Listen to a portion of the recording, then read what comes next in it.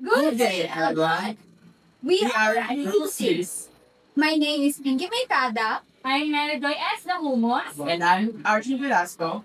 And our topic is about the teacher and the state, and the teacher and the community.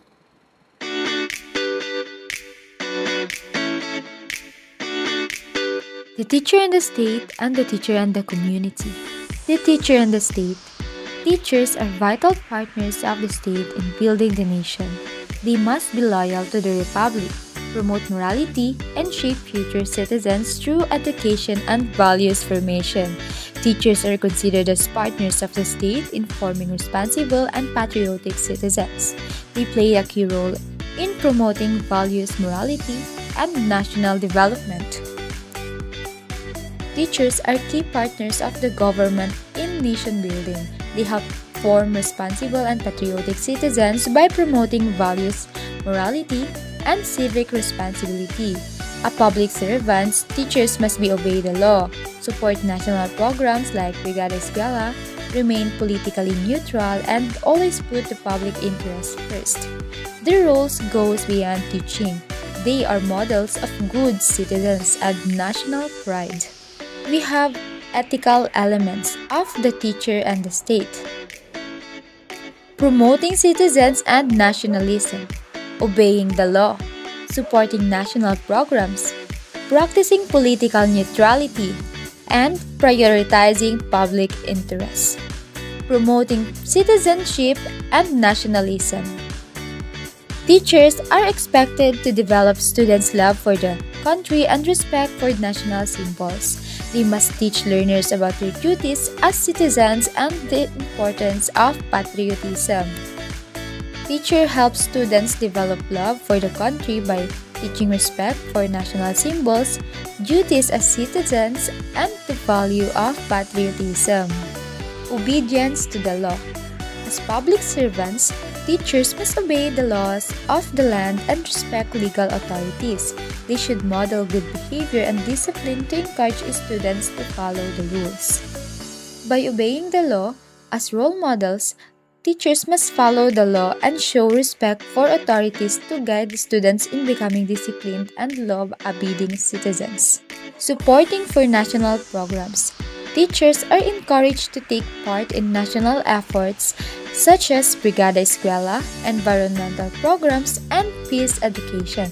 Their involvement shows support for government priorities and development. By supporting national programs, teachers actively participate in government programs like Brigada Eskwela and environmental campaigns to support national goals and development. Political neutrality. Teachers should not use their influence to promote any political party or candidate. They must remain professional and avoid discussing biased political opinions with students.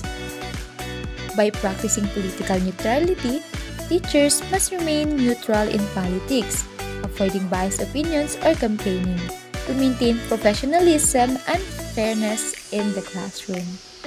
Prioritizing public interest. Ang guro ay kailangang unahin ang pampublikong interes at pangangailangan ng mga estudyante dahil sila ang pangunahing tagapagdala ng edukasyon na nakakaapekto sa kinabukasan ng mga kabataan ng lipunan. Kapag napagtuunan ng pansin ang tunay na pangangailangan ng estudyante, mas magiging epektibo ang pagtuturo at mas magiging handa ang mga ito sa buhay. Halimbawa, kapag ang guro ay nagbibigay ng karapatang atensyon sa mahirap na estudyante, tinutulungan niya silang makamit ang pantay na oportunidad sa edukasyon. The teacher and the community. The main point is that teachers should be active and responsible members of their communities, leading by example and promoting moral and civic values. They should uphold the dignity of teaching professions while contributing to community development.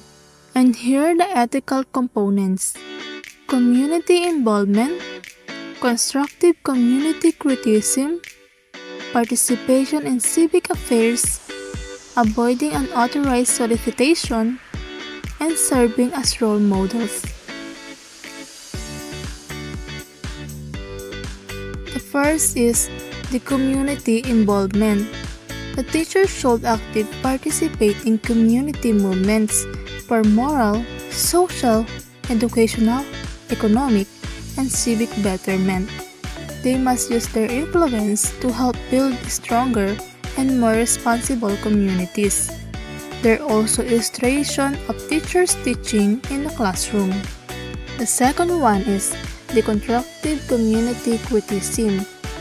The teachers can voice concerns or criticisms about community problems, but must do so honestly, respectfully, and constructively. They should also offer solutions, not just complaints. Ngayon ay dumako naman tayo sa participation in civic affairs. Ang mga guro ay mamamayan din na may karapatang makilahok sa mga gawaing panlipunan, pampolitika at sibiko. Maaari silang maging bahagi ng mga aktibidad na may kaugnayan sa lipunan at pamahalaan. Ngunit, mahalaga na siguraduhin ng mga guro na ang kanilang pagsali sa ganitong mga gawain ay hindi nakakaapekto o nakakasagabal sa kanilang tungkulin bilang tagapagturo. Ibig sabihin, dapat rin nilang unahin ang kanilang responsibilidad sa pagtuturo at pag-aalaga sa mga mag-aaral, anuman ang kanilang partisipasyon sa mga civic affairs. Halimbawa, maaaring sumali ang isang guro sa isang community clean-up drive o tree planting activity sa kanilang barangay. Maaari rin silang lumuhok bilang volunteer sa mga proyekto ng pamahalaan tulad ng pagbibigay ng libreng tutorial sa mga bata tuwing weekends. Mahalaga lamang na kahit aktibo siya sa ganitong mga gawain, hindi niya napapabayaan ang trabaho sa paaralan at pagtutok sa mga mag-aaral.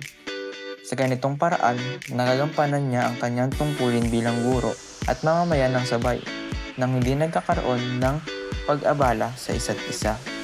Dumako naman tayo sa avoiding unauthorized solicitation.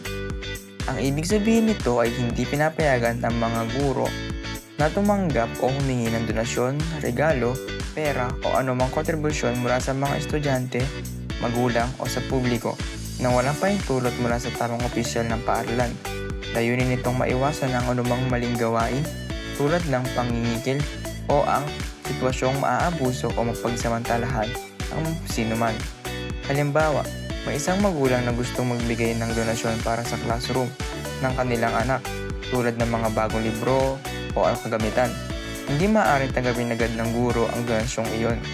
Dapat muna niyang sabihin ito sa principal o school head at maghintay ng formal na pahintulot o proseso bago kunin ang donasyon.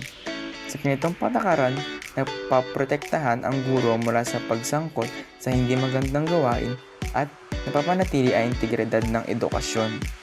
At ang huli sa aming presentasyon ay ang serving as role models. Ang mga guro ay inaasahang maging mabubuting huwaran ng mamamayang may malalasakit at moralidad sa kanilang komunidad. Hindi lamang sila tagapagturo sa loob ng silid-aralan, kundi tagapagpakita rin ng mabuting asal at tamang pamumuhay sa labas nito. Ang kanilang kilos at asal ay dapat magsilbing inspirasyon sa mga mag-aaral at kapwa mamamayan upang kumilos ng may etika at pananagutan. Halimbawa, kung ang isang guro ay tapat sa kanyang trabaho, dumarating ng maaga at marunong gumalang sa iba, matututo rin ang mga bata na maging maagap, magalang at responsable kapag may mga proyekto sa barangay. Aktibo rin ang guro sa pagtulong na nagpapakita ng tunay na malasakit sa kapwa. Ang guro ay hindi lang tagapagturo kundi tagapaghubog ng dangal at diwa ng lipunan.